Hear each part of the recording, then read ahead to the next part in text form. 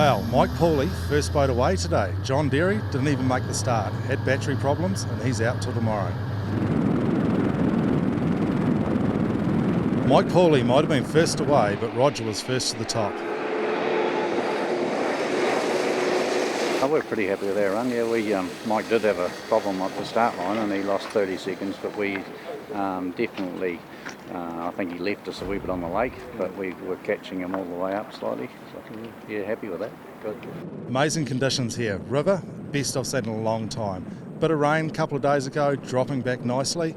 It's looking clear. This afternoon, maybe drop another 5-10 cumecs. Going to be tricky for the boys, but the best conditions I've seen in a long time. Nigel Cromie not wasting any time getting back in the seat. Second fastest to the top.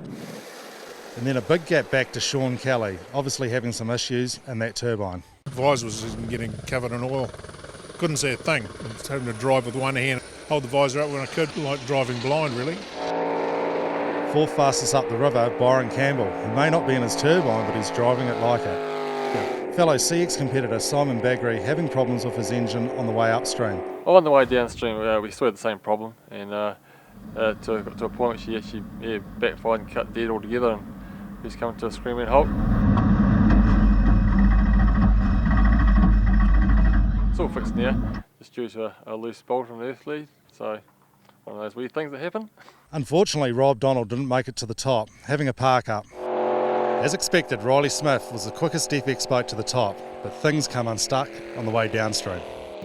Saw a couple of channels in 50-50 cool and it was wrong.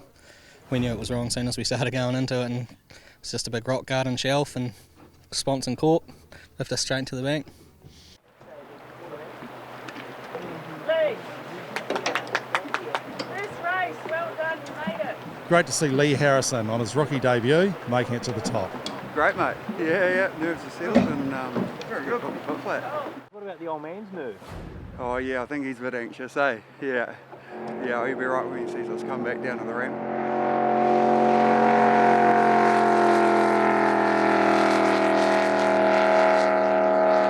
Stephen Shearing couldn't make the downstream leg. Somehow he's used 140 litres of fuel upstream.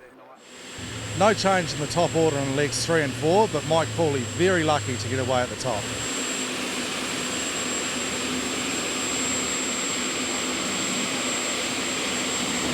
Look at that, how close was that? Bearing problem with the jet unit, no oil, so just took a wee bit out of the turbine, banged it in there, hopefully we'll see him at the bottom.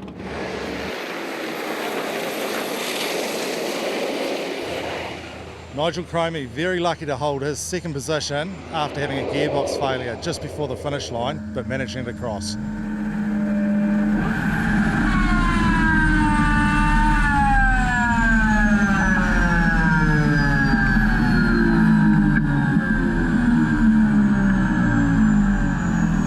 Will he get going tomorrow? Hey, I'm not sure if they've got a spare gearbox, but there's not many of them in New Zealand. I'd say very unlikely he'll be joining us on the sidelines.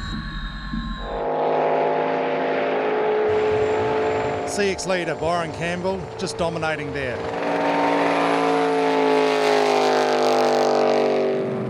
And of course we've got a new leader in FX after Riley Smith had some issues and Andrew Scott takes that position. If you wondered what happened to Shaun Kelly, he had problems with his steering at the top, but he made it to the bottom. Let's not forget Stephen Price, A-class, out of retirement.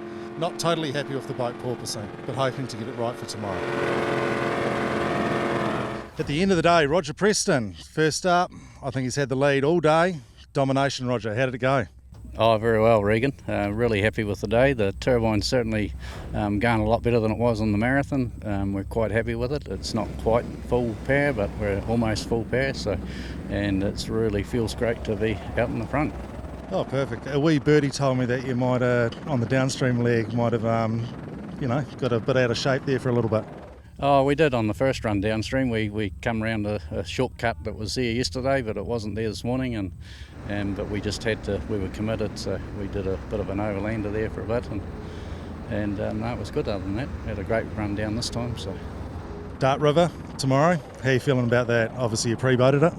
Yeah, we pre-boated it yesterday, yesterday morning 3 times, so that was the last time I've been on it, or the only time I've been on it for the last month. But quite happy with it. Like it's quite fast.